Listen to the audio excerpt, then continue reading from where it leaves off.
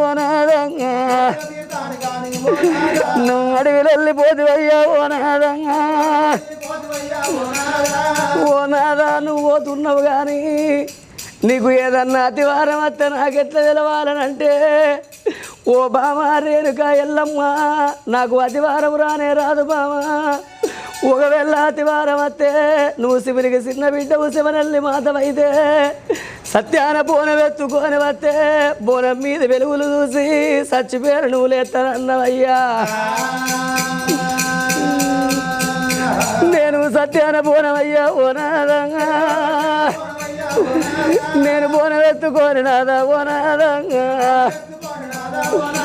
నేను ఎన్నో బాధలు పడ్డా ఓనాదంగా